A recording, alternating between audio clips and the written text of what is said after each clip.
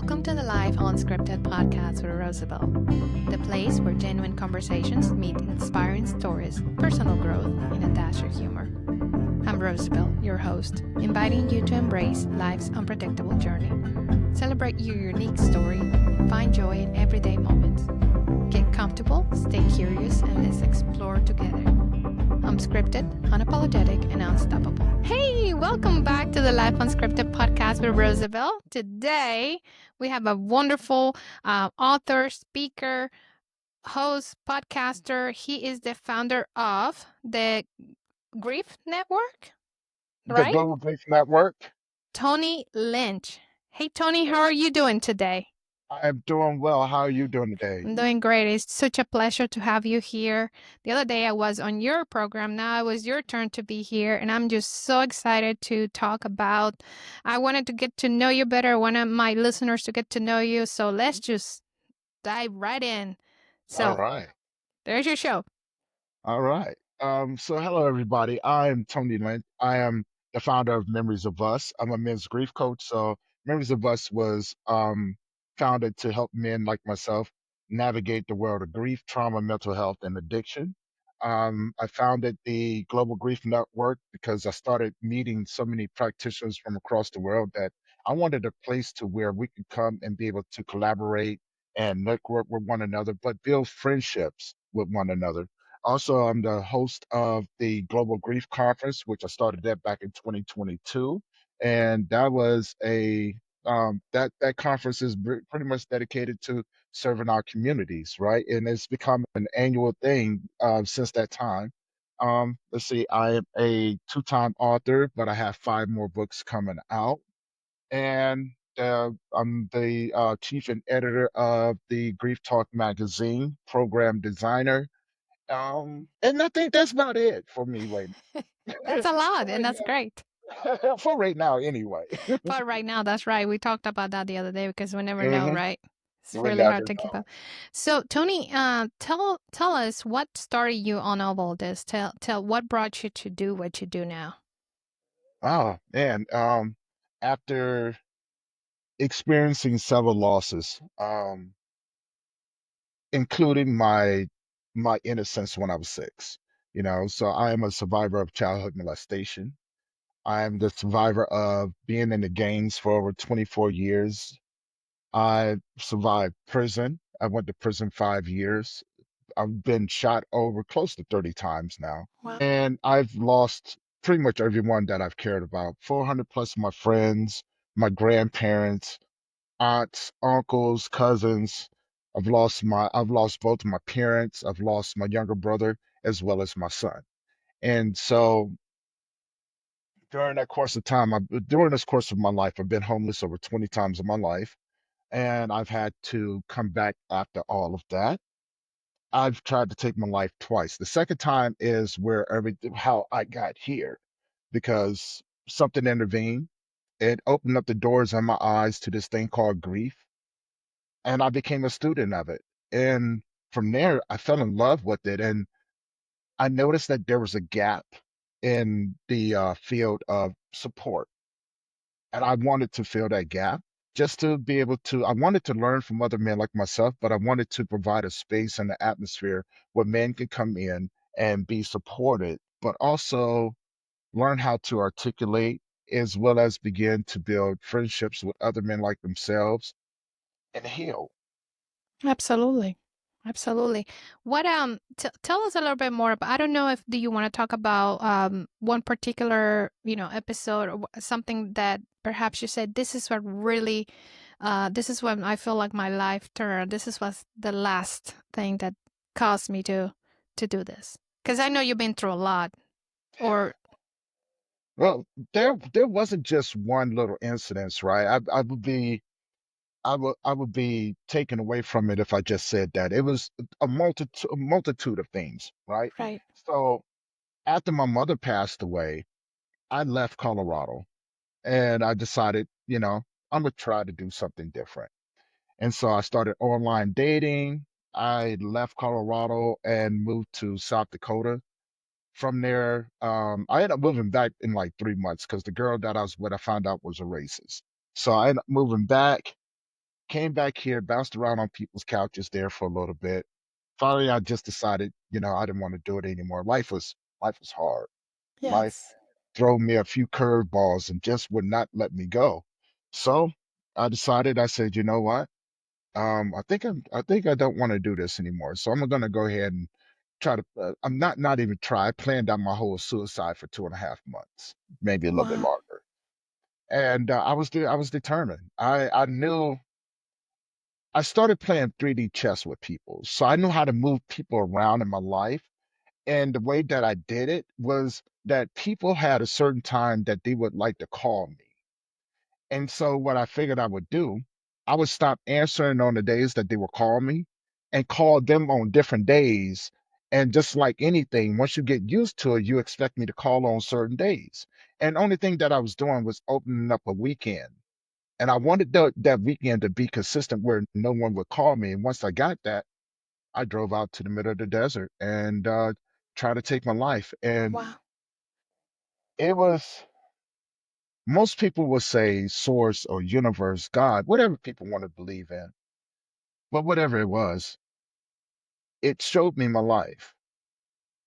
And then it showed me that my life had nothing to do with me, that everything that I had experienced was for what I do today. To have that experience, to be able to talk to people, to be able to relate to people on such a level that would blow your mind, right?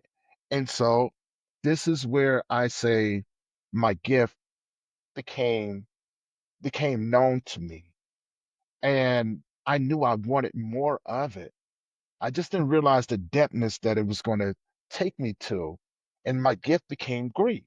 My gift was born out of trauma and just all the struggles and the losses that came along with that. But then, as they say, I fell in love with it. I fell in love with the process of wanting to know more about it and wanted to be a student of it. But also, it gave me it gave me the chance to heal, to hold myself accountable, to see life in a different way. But also, it taught me how to surrender to it, right? And once I began to surrender to it, it took me along this path of creativity, of understanding, of deep empathy, just everything. Like it allowed me to just to connect with people, or maybe people just found me, and it just kind of grew from there. And to help others, right? Yeah, and to help be of service to others. Absolutely. And when did you start writing? Wow. That one was that one was an opportunity a few years ago. A friend of mine called me up, and I had never thought about writing a book. Well, no, I did think about writing a book, but I was like, who would want to read my story, right? I'm just a guy, right? Who would want to read something about me? And so a friend of mine called me up one day and was like, "Hey, Tony, I'm putting together a book with some other people. I would love for you to come in and write a chapter in it." I said, "Okay, not a problem. Why not? No biggie." So I did, first time. And that is where the book Relentless came from. I wrote a chapter and it was an anthology. And my first time doing it, it became an international best-selling book on Amazon. And then from there, I was just like, I'm an international best-selling author. And so I thought to myself, like, this is crazy. I never thought about doing that. And I just kind of blew it off. I was just like, okay, whatever, like it's not going to happen again. And sure enough, just recently, I just finished up another book, Men Grieve too. And that book's on its way to becoming a bestseller. And more people started coming to me. It's like, hey, we'd love to have you be part of my book. So, Yes. which now I got 5 more books that are coming out. And I'm going, well, that just kind of went in a different direction, didn't it? And so, but I didn't plan any of this, right? Right. Even when I started my magazine 11 months ago, I said I just wanted to create. I wanted to put something together to help more people, right? Maybe you're not on social media. Maybe you like reading and stuff like that. So I started Grief Talk magazine just from that thought and was like, you know what? Here's what I'm gonna do. I want to showcase articles from other people like myself and give them a place to be able to help other people. I wanted to showcase other people's podcasts. I wanted to have events in there so people can be informed of what's going on around the world, support groups and things like that to where, hey, you know what's going on, right? Right. But then I took it a step further and I said, you know what? What if I gave people the opportunity to write letters or to submit their letters to me and we could showcase it in the magazine? And Right. so I started a segment in there called Letters to Loved Ones. And you'd be surprised how many people wanted to share their stories. And I was like, you know what? Okay. And pretty much that was, I wrote programs and stuff like that. And I was just like, I just wanted to do stuff. I just wanted to do something that was different from other people that could serve as a different blueprint to be able to address the things that the other Right. programs didn't address, right? Because you can't keep using the same things over and over and over and expect better results. People change, people grow, and things like that, and their experiences are different. But if you can find similarities across the board, you can begin to create something that people can build upon, right? Through Right. that, and begin to address those issues that they're having. And Absolutely. yeah, so and that's all it was. It was just me being a curious guy, and then podcasting. I pretty much when I started podcasting 4 years ago, I just wanted to have conversations with other men like myself. So my first podcast was Memories of Us, and I wanted to talk with other men like myself, right? To show people, hey, men hurt, men grieve too. Right. We go through some things, and then from there, a lot of stuff that came along with that as well. Started a production crew or company, and the guys that I started it with decided that they wanted to go off and do other things and make money. I said, okay, you go ahead and do it, which led me into my second podcast, the Grief Let's Talk About It podcast, because it was killing me, Rosabel, not being able to have conversations with Right. people, but I knew nothing about podcasting because I had other people do it. All I did was just sit down and just have the conversations, and they would do all the rest. So when I decided to do this one, I said, you know what? I think I'm going to do it the way that I want to do it.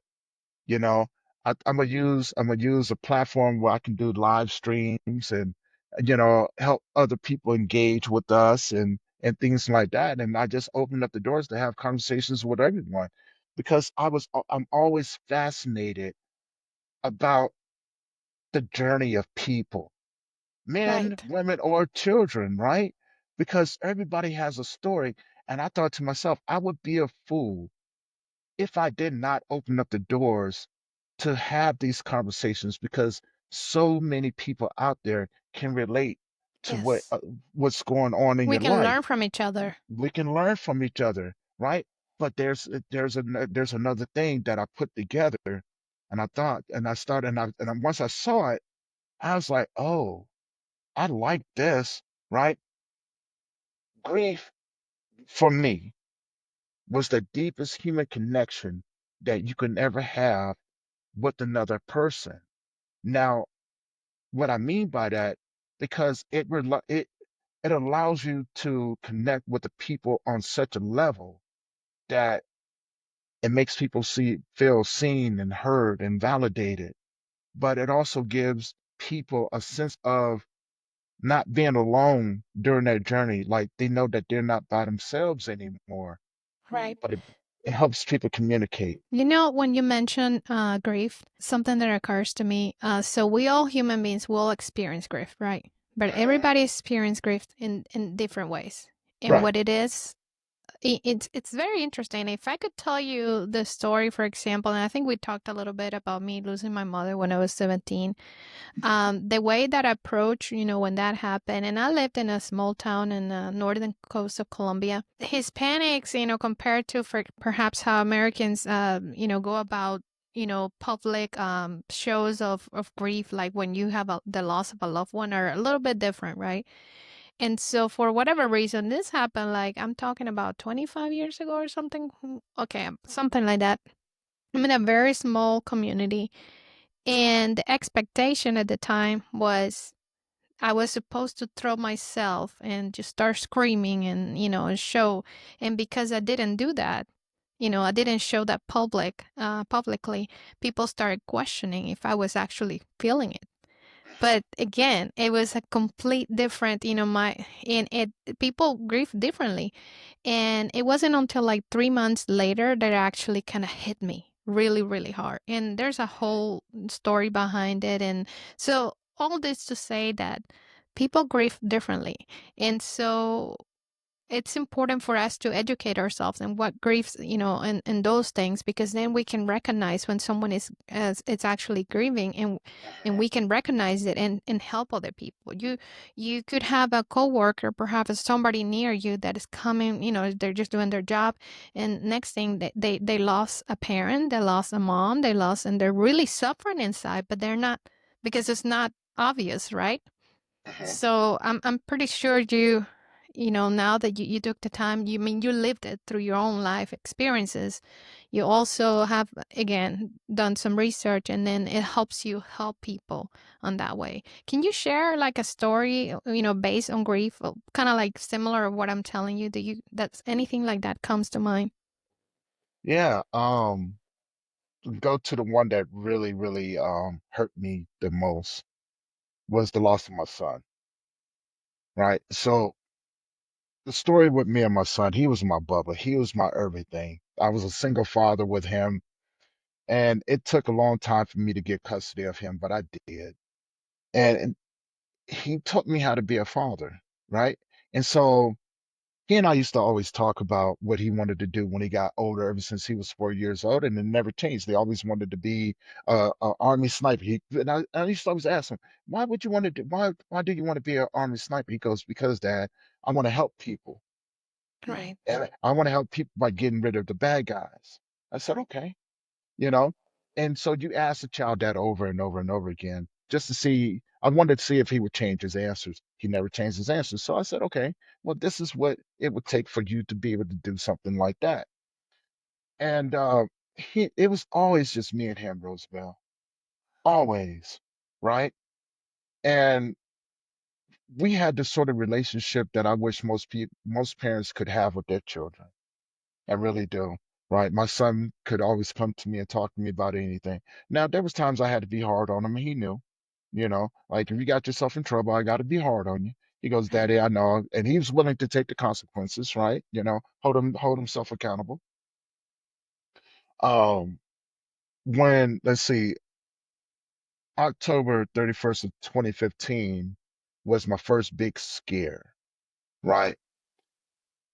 He had experienced an overdose because his pharmacist mixed his medication wrong. And so watching your child go through something like that and having the doctors tell you, he's not going to make it and things like that, there's a sense of fear that comes along with that, right? Yes. Sense of anger that comes along with that. But he made it. He pulled through on the third day. After they told us, he's not going to make it. We think that he's got a rare brain disease, but these doctors never treated him for his overdose. They treated him for everything else. And after that, he his mom and I decided to take him off of the medication. His mom and I was separated, but she was still part of his life, of Right. course, because he loved his mom. Although she was physically and verbally and mentally abusive towards him, he still loved her, and I would not take that away from him. And so, after that incident, it's like, no more. So we took him off the medication, and for 9 months, um, he just was a kid. He was just a kid, right? Playing with his friends and, having fun and, he graduated to another grade in school. He loved rock climbing. I used to take him fishing with me. He loved fishing. He loved dancing, so he used to do hip hop class, and that boy kept me busy. Yes. he kept me busy, and I wasn't traded for the world. And then June 14th, he got sick. Didn't know why. Thought maybe it was just a stomach bug. Here it is, summertime. He's playing with the other kids. We're just coming out of this funky little weather and everything. And what I didn't know is that he was transitioning out of this world. And June 16th, he passed away from unknown causes. So I watched my son pass away.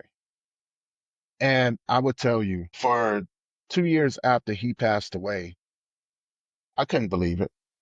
For 2 years, I wanted somebody to call me to tell me to come pick up my son. I mean, you should have seen me. I had a routine. I don't remember what I did for 2 years, right? I got up every day. I went to work. I came home. I worked out. But I didn't leave the house. I stayed in the house, right? I didn't do anything, but I was constantly with my phone. I was constantly like, every time my phone would ring, is that going to be someone telling me to come pick up my son? You know, and people still call me, Tony, I'm going through this, and I still would talk to them and things like that, and because no one really, everybody always looked at me like I was the strong one, like I had all the answers for everyone, and so it didn't really stop, and that's when I realized no one cared, right? If I wasn't helping them, no one cared about what I was going through. It was just, oh, Tony lost his son. Let me dump all of my crap on him too, right? Right. But I wasn't out there, just like yourself. I wasn't out there, oh my God, and this and another. Right. No, as a matter of fact, 2 weeks after my son passed away, I went back to church, right? And people were just looking at me like, you okay? I was like, yeah, I'm good.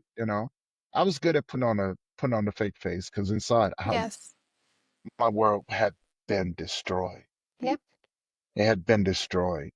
And so, yeah, you're right. Everybody do grieve differently, especially when you don't understand it. The problem is that people have expectations of what it should look like to them or what it Exactly. should look like because maybe they may have gone through something similar, right? And this is how they responded or reacted to it. So they think, oh, if you're not doing this, then you're doing it wrong. What I Or you learned over, didn't feel it, or you or you, didn't. yeah, and it's not that. You know what it is? It's the initial shock of it. Yes. People, look, people will go through shock and with the reality and begin to go into a stage of denial. Like, no, this can have never happened. Exactly. What? No, no, no, no. This is just a bad dream, and Exactly. you Could you know, you believe know, that years later my mother passed away? I will see someone that perhaps resemble her, and I will like, what if she staged it? right? What if she just wanted to, and then finding some type of hope, and there that perhaps it wasn't true, right? Isn't that Yeah. amazing? Well, it's look, the same thing. I remember, I needed to go to a Walmart, right? And I'm walking through the store, and something caught me out the corner of my eye, and it was a family. And they had a little boy with them, just like my son.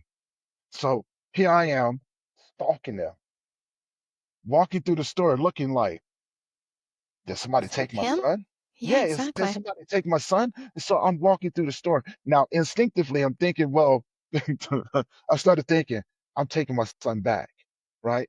I see the father, I see the mother. There's two other kids. I'm knocking the father out. I'm pushing the mother down. I'm taking my son. I'm gonna run out the door, Right. right? I had already planned on kidnapping this kid. Yeah. Right? I mean, tall glasses, everything. I'm like, they took my boy. I'm taking him back, right? I'm taking him. And so I followed them a little bit more. And they never knew it neither, right? Because every time they turned around, I was just walking past the aisles, like, doo doo doo doo doo. Got my little basket and everything. Yeah. It was so bad. It was so bad. And then, when he turned around, I thought to myself, like, that's not right. Right. I can't go around taking other people's kids.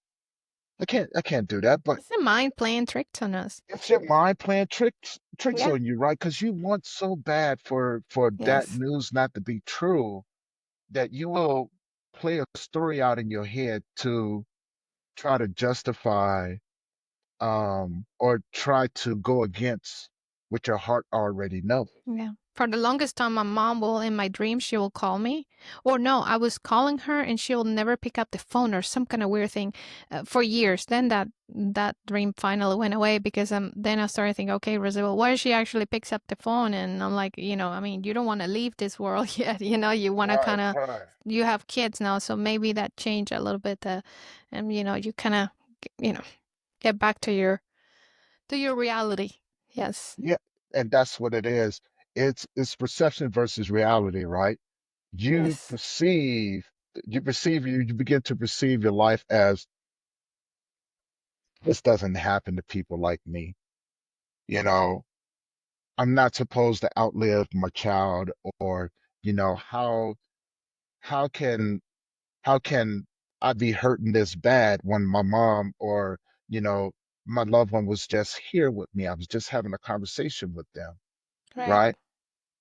And the reality of it is that no one said that we're exempt from it. Okay. The other That's thing I the wanted to ask you, Yeah, and I'm sorry, Tony, I don't know if you ever experienced that, if you know anything about this, but when we experience loss in our life, I think two things can happen. We can either embrace, I know as hard as it sounds, or we can also, because it has happened to me, where you kind of put a little bit of wall, and perhaps you don't want to get too close to people because of the fear that you might be losing again. yeah, You know what I'm oh talking yeah, about? oh yeah. It's normal. Yes. It's totally normal, right? And again, through experience is where I found that I did that too, right? Because when you've been alone as long as I have, right, and you build something, and you have finally have something like a family, then it's taken away from you. You begin to reflect on all the people that you've lost in your world, Right. right? And then you may meet some new people, and you think to yourself, nope, because only thing that's going to happen is that they're going to leave anyway. Then I'm Exactly. going to have to sit here And go alone, through all of that. all of Yep. that again, right? So it's a fear, but it's also protection of your heart. Right. Because what it does, when people are talking to you, yeah, I don't know if you've ever done this before, but when people begin to talk to you, you begin to think to yourself, like, why are you talking to me? You're just going to leave me anyway. That's called abandonment issues. Right. And it stems from not just from those losses, that actually stems from some things that's happened to you in your childhood, Right. maybe in your teenage years, right? And it's a reminder because it takes something to trigger it, and then you're reminded of all of those different things. And nope, nope, I'm gonna put up this wall. You stay in your lane, I'll stay in my lane, right? I don't, if I see you, I'll talk to you. I won't be rude to you, but we're not hanging out. Yep. I'm not going to take the time to get to know you. Exactly. Even if I gave you my phone number and you called me, I'm not going to pick up the phone and talk to you. Why would I waste my time? So what? I can be hurt again? So Exactly. I can just be alone again? No, I would rather stay alone because it's safe. It's safe Right. for me, right? Look, I'm guilty of this. I still do it. I'm Yes. not afraid to admit it though. I still do it. I still meet people and think to myself, because they could be some of the coolest people in the world, and there's a side of me that's going, "Oh, I can really have a friendship with this person. Or maybe, you know what I'm saying? Maybe I can have more with this person." And then I think to myself, like, nope. You know what my biggest fear has been? I have two kids, right? And I'm always been like, okay, I don't want them to go through what I went through, to lose their mother Mm-hmm. as Mm-hmm. early. And so because of that, in a way, I'm there, but I'm a little bit kind of, I'm letting them be very, very independent, because I'm always thinking they're gonna learn how to survive. They're gonna learn how to live without me, you know? Right. And so I guess, but you have to find a balance though. Not Well, no, but see, you're absolutely right, right? Even in your thinking, the problem with the world today is that we teach our kids to live in a world where we don't leave. right. And we give them a false sense of reality that we're going to be a part of their lives. forever. And so when something happens to one of us, they go into shock. Oh no, they gone too early. Oh no, I can't believe, you know what I'm saying? Now I'm out here by myself because they don't have any skills.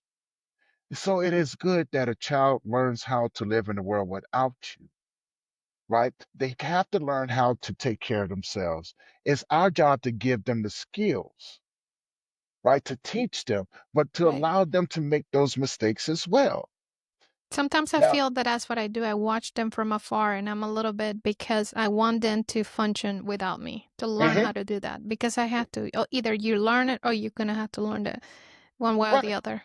Look, I tell people all the time, look, go out into the world, right? And let life beat up on you a little bit so you can learn how to fight back. Not, if you go get into a physical altercation, you're gonna have to learn to fight anyway, right? But what it does to a person, it helps them build character. It lets them understand that if you want something, you're gonna have to go get it. And it's not gonna be easy.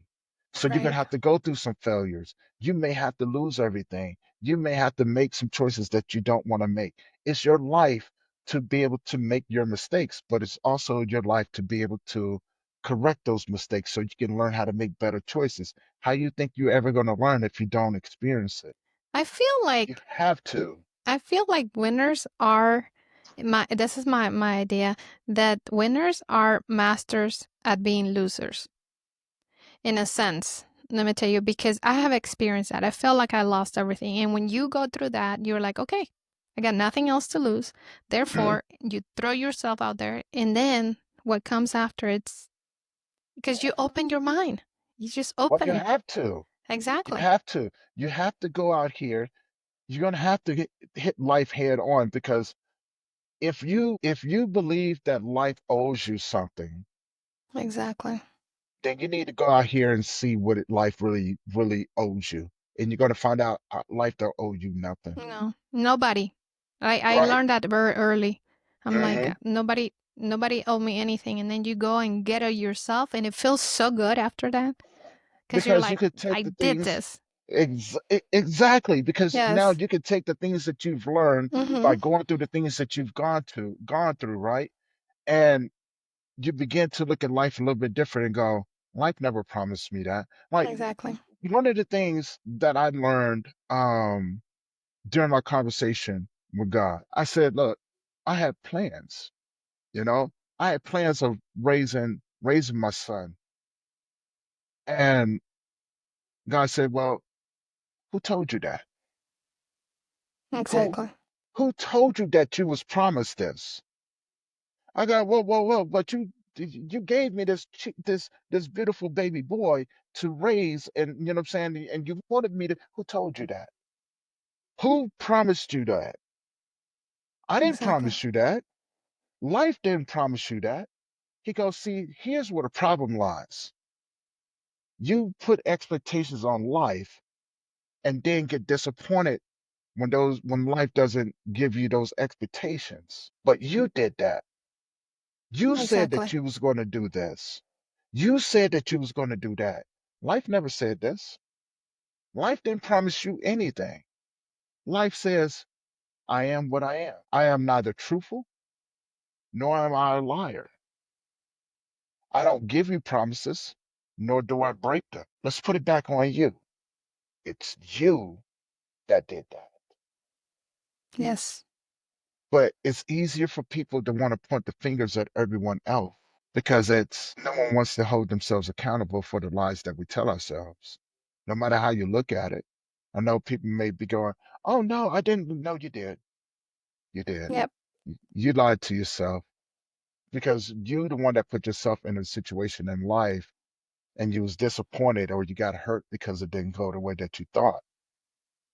But if you could find a purpose, if you could find your purpose and your path in life and begin to surrender to the truthfulness of life, and you stay on that path, and you're curious enough to want to learn everything about what you want to do, surrender to the directions that it take you in, no matter what it looks Exactly. like. Be accepting of the people that's going to come into your life, but also with the understanding not everybody has your best interest in mind. You can begin to go through life as a child, Yeah. curious. If you think about it, it's like a true in physics, like if you're tense and then, and you meet the resistance, you can break. But if you relax, you just kind of go with it. Just kind of flow with it, Exactly. There's right? never telling where it can take you. And by the way, it's actually a lot more fun when you do it that way. Because you start finding yourself in places you never thought you would be and doing things you're Well, like, meeting yeah, some amazing people, right? But the key to it is you can't take it personal. Life is right, not personal. The people that come into your life, you have to understand everybody serves a purpose, whether right. if they're there to hurt you or build you, no matter what, most of them all look the same. You may have to go through 1,000 people that try to hurt you or talk bad to you and things like that, but you have to understand they serve a purpose. It's what you do in those moments. It's what you do, what life gives you. Now, the other thing I have found out, and I don't know if this is perhaps true, but as you go in life and then you find that true self, you find your purpose, like you say, and you're somehow as you get into that lane, then all this other noise and all the other stuff is just start like you don't even there. It's there, but you're so busy doing what you're doing, and you're just like enjoying your journey and your thing that those things don't even bother you anymore. I'm feeling like that.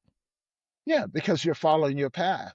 Once, Exactly. look, if once you start on the journey of becoming who you're supposed to be, life teaches you like nothing else matters. Nothing else matters. These people that come in that you cross paths with and things like that, you're gonna find some people that genuinely want to be there with you.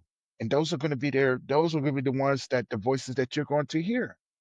All the rest of them, it sounds like a Charlie Brown movie. Wah, wah, wah, wah, wah, wah, wah, wah, right? Yeah, You know what I'm saying? So look, how can I pay attention to a language I don't understand? exactly. They ain't got nothing to do with me. All Yeah, these things that they saying on the outside ain't got nothing to do with me. But the people that are in there, I understand them clearly. Hey man, how you doing? Hey sister, how you doing? You know what I'm saying? Yeah, yeah, and we get together. That's yeah, all. And you realize that those people are there with you genuinely, right? And so again, when you're focused right there, all the rest of the stuff don't really matter.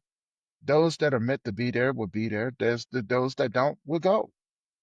Let them absolutely. go, right? I will not. I refuse to keep people in my life that don't want to be there. I go, okay, Yeah, but I have one rule. You don't have to fight me to leave. You don't have to argue with me to leave. You owe me no sort of explanation if you want to leave. The door's right there. Go. yeah, Well, I will wish you well. It just means that we've gotten to the end of our journey together. That's it. And it's nothing to it's nothing to be mad about, or you don't have to make up things. Just go. yeah. Because other people that are, they're gonna come. They're gonna come to your life, and you're gonna Exactly. learn, and it's gonna grow, and And yeah, that's one of the biggest lessons that I learned once I became a men's grief coach, right? That my role, my job in life is to walk you to your next destination, to leave you better than what I found you, because my gift requires it of me, right? I'm obligated to my gift, and my gift is obligated to other people. My gift is not mine, it's to be shared and given away. So I do exactly that. I'm a servant, but I'm also a wanderer. I'm just right. passing through this life. When I meet people, well, when people come to me, I know exactly what they're here for. So it becomes my job to walk with you through your hardest times, through the mud, right? To get you to where a place to where when we do have to part ways, it's not a bad thing. Yep. I look at you and go, man, I can't wait to see who you become. What the hopes of maybe you remember me. Maybe you may not even remember my name. You may not even remember my face. but you may, hopefully you can remember the way that I treated you. And when someone else comes along that have gone through something similar to you, hopefully you can take that and give that to them and Pay you it can back, walk with yes. it, pay it back, right?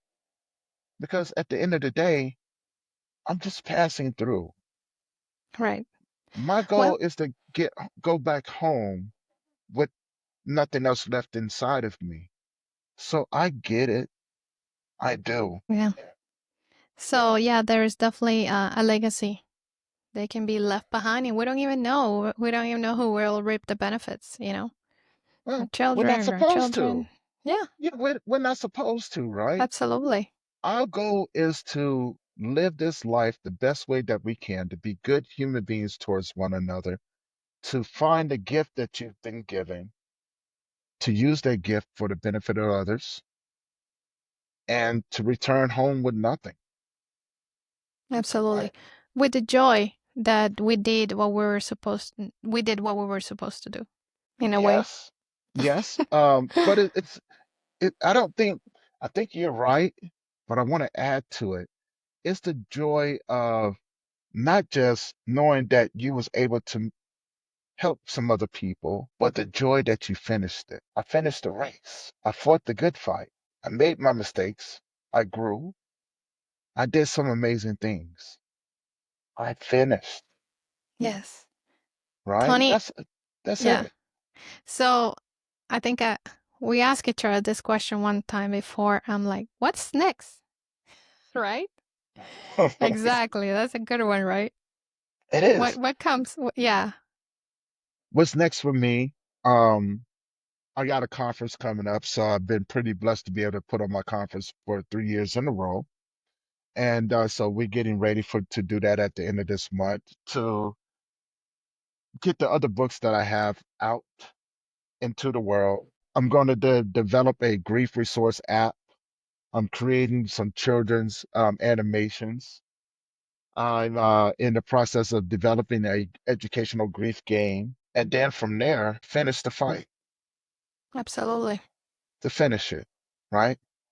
To leave everything out on the table, to encourage other people to follow their dreams, Yes. meet as many people as I possibly can through podcasting, through the support groups, and to be a student, to be curious, but to want to see people become successful, right? To watch them achieve their goals and their dreams. I think that's what's next for me. Tell everybody tell us about the conference, the time, where they can find you, all that. I want to hear about that too. Yeah, the conference, we're kicking it off April 25th. It's a 3-day virtual live stream event, which everybody can watch it on YouTube, Rumble, all the social media links and everything. So we kick it off at 7 a.m. To about 8 p.m. that night, so 13 hours a day for each day. We got presenters from across the world. We've added in some comedy this year, live music, like this is going to be the Super Bowl of all grief conferences that I've done. And so, people can watch that. They can find me on Facebook as Tony Lynch. They can find me also if you're a grief practitioner, trauma recovery coach, or mental health practitioner, and maybe you just want a place to where you can connect with other people. They can find the Global Grief Network. If you connect with me, I'm going to vet you first to make sure that you're legit, and then I'm going to introduce you to some amazing people. Um, let's see. They can find my YouTube channel, Grief Let's Talk About It podcast. I do a live stream every day, so people can tune in to that. We got something for everyone on there. They can find me on Instagram as Men's Grief Support. They can find me on LinkedIn as Tony Lynch. And if they would like to, order the book, Men Grieve Too, they can find it on lulu.com. Just look up Tony Lynch. You can get the book from there. Um, let's see. Also, the Relentless book. This is actually on Amazon, so they can find it up there. Relentless, empowering stories of overcoming grief. When my other books come out, I'll be marketing those too, so people be able to find them. Let's see. I think that's where everybody can find me at right now. Absolutely.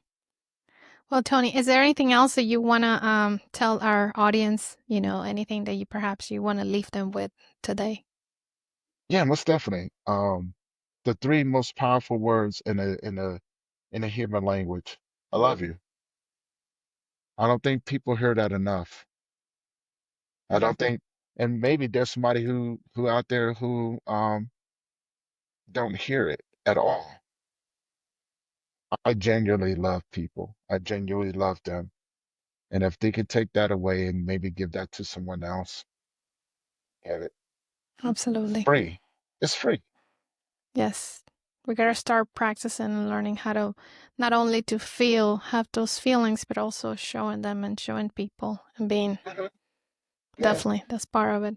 Well, I want to thank you so, so very much for being here, for taking the time, because I know you're super busy and then all this, but taking the time to share, your wisdom. I mean, you've been doing this a lot longer than I have, and I'm, like I said, I'm just enjoying it and loving it. And just like you, I'm also trying to bring a message to people. I'm trying to tell people also that you have the courage. We have the courage to overcome, to do the things that we want to do, whether it's achieving a dream or whatever it is that we have in our heart.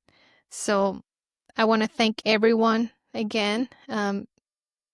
Look up Tony Lynch. There's plenty out there, and please go out there and try to get some of his books, and hopefully you'll be also listening to that conference because I'm gonna be there too. So I'm looking forward to it. Yes, yes, Yes, yes. I'm excited. I'm truly yes, excited. yes. Looking forward to it. I'm gonna see if I'll probably put my husband in there. We'll see. We'll see. Hey, it's a beautiful thing. It's a beautiful thing that's coming together right now. And like I said, people are just going to have a lot of fun. It's educational. It's full of love. It's full of support. It's full of some of the most amazing people in the world that are just out here changing people's lives. One heartbeat at a time is what I always say. You know, Thank you so much for the opportunity you have given me to get to know you in a way, to also give me a platform in a way, because the other day you did an interview of me in your channel. So thank you so very much. most Thank you definitely. everybody for listening, for tuning in the Life Unscripted podcast. Thank you, Tony. Thank you.